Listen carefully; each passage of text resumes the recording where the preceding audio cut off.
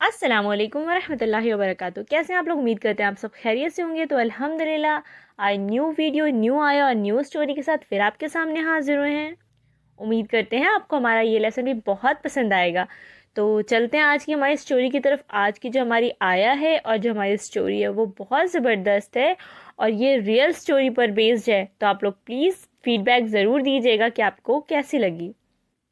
तो चलते हैं आज की हमारी स्टोरी की तरफ। बिस्मिल्लाहिर्रहमानिर्रहीम। आज की जो हमारी आया है सूरतुल बकरा आया नंबर 222। इन्नल्लाह युहिब्बुत तव्वाबीन। स्टोरी नेम अल्लाह का करिश्मा। ये स्टोरी एक बहुत प्यारी सी ग्रैंड मदर और ग्रैंड सन की है जो कि एक साथ एक ही घर में रहते थे अल्हम्दुलिल्लाह। और जो उनका पोता था ग्रैंड सन वो बहुत बीमार था। तो दादी बहुत परेशान रहती थी कि मेरे बेटे को क्या हो गया, मैं क्या करूँगी अगर इसे कुछ हो गया तो। लेकिन अल्हम्दुलिल्लाह दादी बहुत दुआएं करती थी, बहुत अच्छे से नमाज़ पढ़ा करती थी। जैसे कि अल्हम्दुलिल्लाह आप लोगों की भी दादी पढ़ती है ना, वैसे ही बहुत। लेकिन जो दादी का ग्रैंडसन था रिहान, वो कहता था दादी आप बिल्कुल परेशान ना हो, इंशाल्लाह मैं बिल्कुल ठीक हो जाऊँगा, अल्लाह पाक बहुत मेहरबान है, वो ठीक कर देंगे। अल्हम्दुलिल्लाह रिहान को अल्लाह पर बहुत तवक्कल था। अब रेहान और दादी दोनों बहुत परेशान थी, लेकिन अल्लाह के शुक्र से रेहान थोड़ा बहुत ठीक लगने लग गया था दादी को। अब दादी थोड़ी सा खुश होने लगी थी और अल्हम्दुलिल्लाह दादी जॉब करती थी और रेहान उससे स्टडी अपनी कंप्लीट कर रहा था। और जो भी घर के खर्चात होते हैं अल्हम्दुलिल्लाह वो सारी दादी मैनेज कर रही थी। अब दादी की भी थोड़ी सी तबीयत ख़राब नासाज होने लग गई थी, तो दादी भी क्या करती, कैसे जाती बाहर। और इन लोगों के पास पैसे भी थोड़े से कम पड़ने लग गए थे। अब दादी रेहान को लेकर बहुत परेशान थी। रेहान की तबीयत ख़राब होने लगी तो दादी ने सोचा कि रेहान को लेके हॉस्पिटल जाते हैं। हॉस्पिटल गई तो वहाँ पे डॉक्टर ने बहुत दादी को डांटा। उन्होंने कहा कि ये तो बहुत टाइम से बीमार है, आपने क्यों नहीं पहले दिखाया। तो दादी ने कहा कि मेरे पास पैसे नहीं थे, मैं कैसे मैनेज करती, मैं कैसे दिखाती। लेकिन अभी रेहान कुछ भी नहीं बोल रहा था, रेहान बेहोश हो गया था, तो मेरी मजबूरी हो गई थी और नेबर्स ने भी मेरी हेल्प करी जो मैं हॉस्पिटल आ गई। इसने तो डॉक्टर ने बोला कि जो रेहान को जो भी बीमारी है उसका इलाज उन डॉक्टर्स के पास नहीं है, वो बाहर के किसी डॉक्टर के पास है, डॉक्टर ईशान के पास। तो उम्मीद है कि आप लोगों को डॉक्टर ईशान के नाम से बहुत कुछ समझ में आ गया होगा। नहीं आया होगा तो चलिए आगे की स्टोरी सुनते हैं, और आ गया होगा तो आपको काफ़ी हद तक पता लग गया होगा कि ये स्टोरी किस पर बेस्ड है।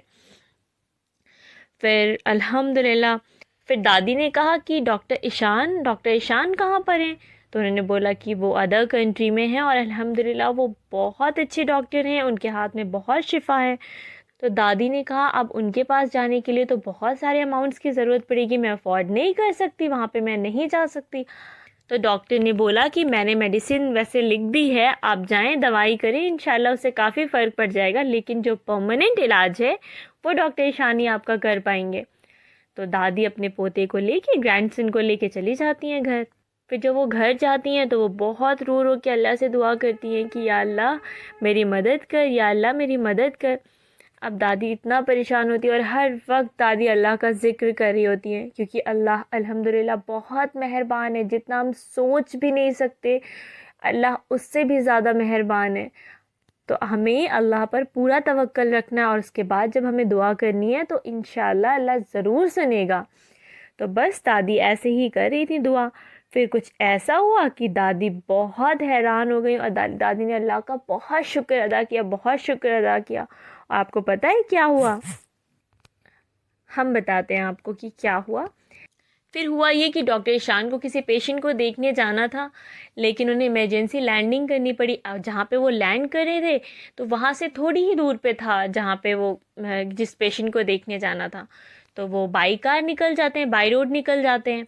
अब वो बाई रोड जा रहे होते हैं कि बहुत हैवी रेन होती है जिसकी वजह से ट्रैफिक बहुत होता है। तो फिर वो उनसे ड्राइवर बोलता है कि हम लोगों को थोड़ा सा लेट हो जाएगा, हम लोगों को यहीं पे उतरना पड़ेगा क्योंकि ट्रैफिक जो है वो काफ़ी है और 2-3 आवर्स लग जाएंगे इससे निकलने में। तब तक आप यहाँ पे कहीं रेस्ट कर लीजिए, कोई गेस्ट हाउस वगैरह देख लीजिए।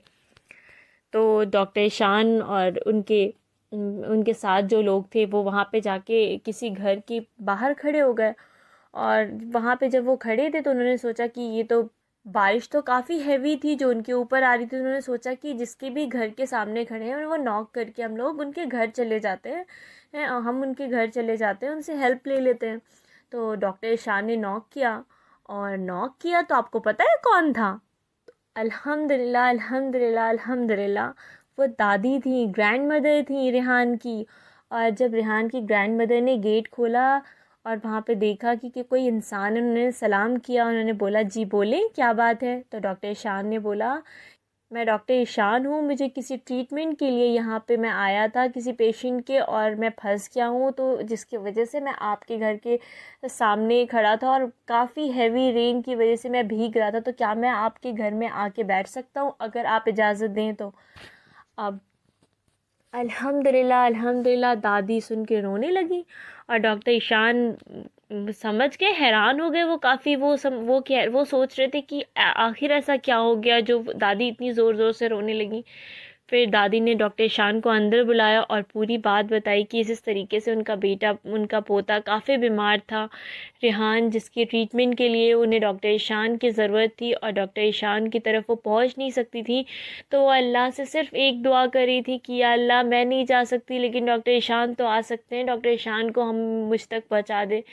तो अल्लाह ने कैसे करिश्मा किया, और अल्हम्दुलिल्लाह अल्हम्दुलिल्लाह कैसे डॉक्टर ईशान उनके घर में आ गए 7 समुंदर पार से। बिल्कुल इमेजिन भी नहीं किया जा सकता। अगर आप सुने, आप अपने ऊपर रख के सोचें तो आपको आप सोच भी नहीं सकते कि एक इंसान की वो क्या कैफियत रही होगी, कि बिल्कुल जो हमारे लिए जो नामुमकिन चीज़ें होती हैं वो अल्लाह के लिए कुछ भी नहीं है। अल्लाह को बस सोचना है, अल्लाह को बस मनाना है। अल्लाह जब बात सुनने पे आएगा तो आपकी बातें ऐसे पूरी होंगी कि आपको खुद पता नहीं लगेगा। अल्हम्दुलिल्लाह। तो दादी बहुत खुश होती हैं। फिर डॉक्टर ईशान दादी से कहते हैं कि आखिर आपने ऐसा क्या क्या आपका अमल है, आप क्या ऐसा करती थी जो अल्लाह को इतना पसंद आ गया कि अल्लाह ने मुझे इतनी दूर से आप ही के घर के पास ला के खड़ा कर दिया?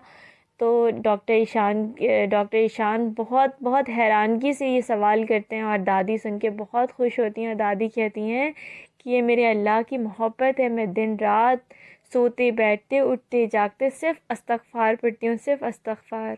फिर दादी डॉक्टर ईशान के सवाल का जवाब देते हुए कहती हैं, सूरतुल बकरा आयत नंबर 222 में अल्लाह ने फरमाया, मैं मोहब्बत करता हूँ तौबा करने वालों से, मैं मोहब्बत करता हूँ तौबा करने वालों से। तो अल्हम्दुलिल्लाह सोते जागते उठते बैठते का जो अमल था वो इस्तग़फ़ार था, इस्तग़फ़ार था, इस्तग़फ़ार था। तो आप लोग भी इस अमल को जारी रखें, जितना हो सके उतना, अपने ज़बान को खाली मत रहने दें, और हमें भी दुआ में याद रखें। उम्मीद करते हैं आपको ये स्टोरी बहुत पसंद आई होगी। ये स्टोरी आपको बताते हुए हमें ख़ुद बहुत बहुत अच्छा लग रहा है। अल्हम्दुलिल्लाह, मतलब ऐसा फ़ील हो रहा है कि वाकई में डॉक्टर ईशान जब वहाँ पे पहुँचे होंगे तो दादी की क्या कैफियत रही होगी, हम लोग सोच भी नहीं सकते। जब हमारी दुआएं कबूल होती हैं, हमारे सामने वो चीज़ आ जाती है, तो हम लोग क्या फ़ील करते हैं ये हम ही लोग जान सकते हैं, जिनके ऊपर खूब बीतती है। तो उम्मीद करते हैं इंशाल्लाह आप लोग भी अब से इस्तग़फ़ार की कसरत रखेंगे इंशाल्लाह, और दुआओं में याद रखेंगे। प्लीज़ बताइएगा कि आपको ये स्टोरी कैसी लगी। लाइक करिएगा, सब्सक्राइब करिएगा, शेयर करिएगा फैमिली एंड फ्रेंड्स के साथ। दुआओं में याद रखिएगा। जज़ाकुमुल्लाहु खैरन कसीरा। अस्सलामु अलैकुम व रहमतुल्लाहि व बरकातुहू।